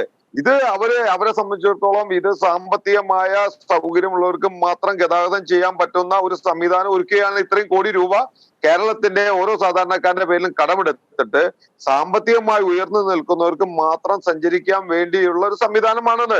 അതുകൊണ്ട് തന്നെയാണ് ഞങ്ങൾ പറയുന്നത് ഇതിന്റെ പിന്നിൽ വലിയ തോതിലുള്ള അഴിമതിയാണ് ലക്ഷ്യമെന്ന് ഞങ്ങൾ പറയുന്നത്. ഇവിടത്തെ പൊതുഗതാഗതത്തെ പരിഷ്കരിക്കാൻ തയ്യാറാവാതെ ഇവിടത്തെ ഇപ്പൊ നേരത്തെ സുഹൃത്ത് പറഞ്ഞ പോലെ ഈ KSRTCയെ ഇത്രയും കാലമായിട്ട് ലാഭത്തിലാക്കാൻ സാധിക്കാത്തവരാണ് പറയുന്നത് കേരയിൽ കൊണ്ടുവന്ന് ലാഭത്തിലാക്കുമെന്ന്. അപ്പൊ ഇതിന്റെ പിന്നിലൊക്കെ വലിയ സാമ്പത്തിക അഴിമതി തന്നെയാണ് ലക്ഷ്യം. അതായത് അതുകൊണ്ടാണ് ഞാൻ തുടക്കത്തിലെ പറഞ്ഞത്, മാർക്സിസ്റ്റ് കമ്മ്യൂണിസ്റ്റ് പാർട്ടിക്ക് ബംഗാളിൽ ഭരണമില്ല, ത്രിപുരയിൽ ഭരണമില്ല, ഇന്ത്യയിൽ വേറെ ഒരു സ്ഥലത്തും അവർക്ക് സാമ്പത്തികമായ നേട്ടങ്ങൾ കൊണ്ടുവരാൻ പാർട്ടി വളർത്താൻ സാധിക്കില്ല. അപ്പൊ അതുകൊണ്ട് ഈ പദ്ധതിയുടെ മറവിൽ വലിയ സാമ്പത്തിക നേട്ടമുണ്ടാക്കി അവർ പാർട്ടി വളർത്താനും പാർട്ടിക്കാർക്ക് നേട്ടമുണ്ടാക്കാനും ശ്രമിക്കുന്ന പദ്ധതി നടപ്പിലാക്കാൻ ശ്രമിക്കുന്നത്. കോൺഗ്രസും UDFും ശക്തമായ സമരപരിപാടികൾ ആഹ്വാനം ചെയ്തിട്ടുണ്ട്. ഈ പദ്ധതി വരുമ്പോൾ ഉണ്ടാവുന്ന ജനങ്ങൾക്കുണ്ടാവുന്ന നഷ്ടവും അവർക്കുണ്ടാവുന്ന കഷ്ടപ്പാടും കേരളത്തിന്റെ പ്രകൃതിയെയും സാമൂഹികമായും ഉണ്ടാവുന്ന ദുരിതങ്ങളും ജനങ്ങളെ ബോധവൽക്കരിക്കലാണ് ഞങ്ങൾ ആദ്യം ചെയ്യുന്ന നടപടികൾ. അതുപോലെ തന്നെ ഇവരെ ഈ ധാർഷ്ട്യത്തിൽ ഇവര് കാണിക്കുന്ന ഈ കല്ലിടൽ പരിപാടികളെ ഞങ്ങൾ ശക്തമായ രീതിയിൽ എതിർക്കും. അവരെ സംബന്ധിച്ചിടത്തോളം അവര് പോലീസിനെ വെച്ചും ഗുണ്ടകളെ വെച്ചും രാത്രിയുടെ മറവിൽ കല്ലിടുന്നത് ഞങ്ങൾ തടയും, അതിനൊരു സംശയമില്ല. അതുപോലെ തന്നെ സുധാകരൻ കൃത്യമായിട്ട് പറഞ്ഞിട്ടുണ്ട്, ജനങ്ങളുടെ വീട്ടിലേക്കും സ്വത്തിലേക്കും അതിക്രമിച്ചു കയറി നിങ്ങൾ ഇട്ടിട്ടുള്ള കല്ലുകളൊക്കെ ഞങ്ങൾ പിഴുതെറിയുമെന്നാണ് പറഞ്ഞിട്ടുള്ളത്. ഇത് ഞങ്ങൾ ജനങ്ങളെ ബോധവൽക്കരിക്കും. അതോടൊപ്പം തന്നെ രാഷ്ട്രീയപരമായി നിയമപരമായി ഇതിനെ ഞങ്ങൾ ശക്തമായിട്ട് എതിർക്കും. ഓക്കെ, അവസാനമായി ശ്രീ ശശികുമാർ, ഈ സമൂഹ മാധ്യമങ്ങളിലൊക്കെ ഇതുമായി ബന്ധപ്പെട്ട് കേരളവുമായി ബന്ധപ്പെട്ട് വരുന്ന ചർച്ചകളിൽ ഉയർന്നു കേൾക്കുന്ന ഒരു ആരോപണം, മറ്റൊരു ലാവലിനായി ഈ സിൽവർ ലൈൻ മാറാനുള്ള ഒരു സാധ്യത, ആ ഒരു ആശങ്ക പലരും പങ്കുവെക്കുന്നുണ്ട്. അതിലെന്തെങ്കിലും അടിസ്ഥാനമുണ്ടോ ശ്രീ ശശികുമാർ? 100% ആ കാര്യത്തിൽ ഒരു സംശയവും വേണ്ട. SNC ലാവലിൻ കേസില് നിങ്ങൾക്കറിയാം, മലബാർ ക്യാൻസർ സെന്ററിന് സാമ്പത്തിക സഹായം വാഗ്ദാനം ചെയ്തുകൊണ്ടാണ് അന്ന് പിണറായി വിജയൻ വൈദ്യുതി മന്ത്രിയായിരുന്നപ്പോൾ ആ പദ്ധതി കൊണ്ടുവന്നത്. അവസാനം മലബാർ ക്യാൻസർ സെന്റർ എന്തായി, ആ ലാബിൽ എന്തായി, അതിലെ സാമ്പത്തിക സഹായം എന്തായി എന്നൊക്കെ കേരളം വളരെ വിശദമായി ചർച്ച ചെയ്യുകയും പഠിക്കുകയും ചെയ്തതാണ്. ഇവിടെ ഞാൻ മുമ്പ് സൂചിപ്പിച്ചില്ലേ, ഇവർ ഈ കേരളയിലുമായി ബന്ധപ്പെട്ട് ഇവർ പറയുന്ന മറ്റൊരു വാഗ്ദാനം എന്ന് പറയുന്നത് ലൈഫാണ്. ലൈഫ് ഭവന പദ്ധതിയെ കുറിച്ചാണ് ഇവർ സൂചിപ്പിച്ചിരിക്കുന്നത്. അതുകൊണ്ടാണ് DPR പറയുന്നു, ഈ കേരളയിൽ കടന്നു പോകുന്ന സിൽവർ ലൈൻ കടന്നു പോകുന്ന വീട് നഷ്ടപ്പെടുന്നവർക്ക്, സാധാരണക്കാരായ ആളുകൾക്ക് അവർക്ക് ലൈഫ് പദ്ധതി പ്രകാരം ഭവനം നിർമ്മിച്ച് നൽകും, 4 ലക്ഷം രൂപ കൊടുക്കും, അല്ലെങ്കിൽ അതിനടുത്ത സാമ്പത്തിക സഹായം കൊടുക്കും എന്ന് ആ പദ്ധതിയിൽ തന്നെ സൂചിപ്പിക്കുന്നതിന്റെ പിന്നിൽ ഒരു വലിയ അഴിമതിയും ചതിയുമാണ് അതിന്റെ പിന്നിൽ ഒളിച്ചിരിക്കുന്നത്. എന്നും കമ്മ്യൂണിസ്റ്റ് പാർട്ടിയുടെ ചരിത്രം പരിശോധിച്ചാൽ ചതിയുടെയും വഞ്ചനയുടെയും വലിയ ദുരന്തങ്ങൾ കേരളത്തിലെ ജനസമൂഹം ഏറ്റുവാങ്ങിയിട്ടുണ്ട്. അതിന്റെ കേരളത്തിൽ ഏറ്റവും വലിയ മൂർത്തിഭാവത്തിലേക്ക്, അതായത് കമ്മ്യൂണിസം ഇന്ത്യയിൽ അവസാനിക്കുകയാണ്.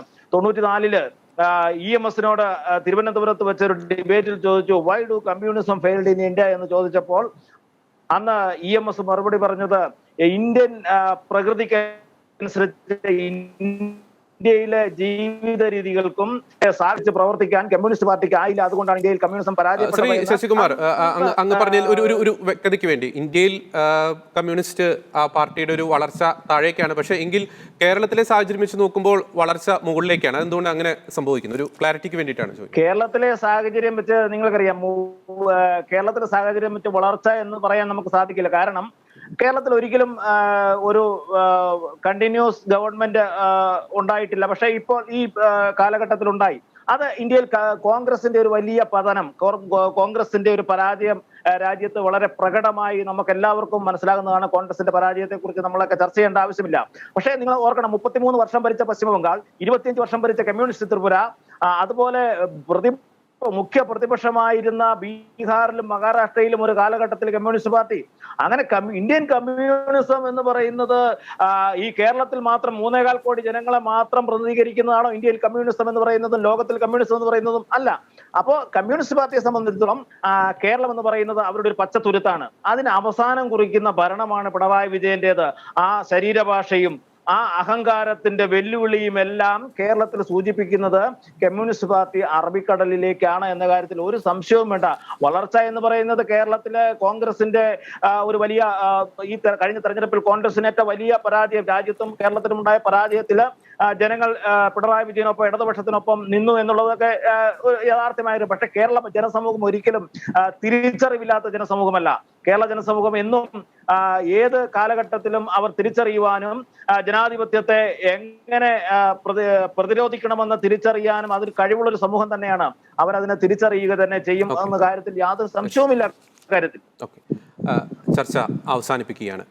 കേരയിൽ സിൽവർ ലൈൻ പദ്ധതി, ആ പദ്ധതിയാണോ കേരളത്തിലെ ഗതാഗത പ്രശ്നങ്ങൾക്കുള്ള ആത്യന്തിക പരിഹാരം എന്ന് ഭരണകൂടം ആഴത്തിൽ ചിന്തിക്കേണ്ടിയിരിക്കുന്നു എന്ന ശക്തമായ ചിന്തയാണ് ഈ ചർച്ച മുന്നോട്ട് വയ്ക്കുന്നത്. എത്ര വലിയ വികസന പദ്ധതികളാണെങ്കിലും അത് എല്ലാ വിഭാഗം ജനങ്ങളെയും വിശ്വാസത്തിലെടുത്ത് വേണം മുമ്പോട്ട് കൊണ്ടുപോകാൻ.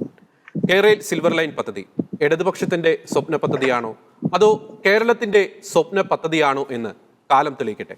ഈ ചർച്ചയിൽ വളരെ സജീവമായി പങ്കെടുത്ത ശ്രീ ഷാജി, ശ്രീ ശശികുമാർ എന്നിവർക്കും പ്രത്യേക കാരണങ്ങളാൽ ഈ ചർച്ചയുടെ ഒരു ഘട്ടത്തിൽ നിന്നും പിന്മാറിയ ശ്രീ റെജി ലൂക്കോസിനും പ്രത്യേകം നന്ദി.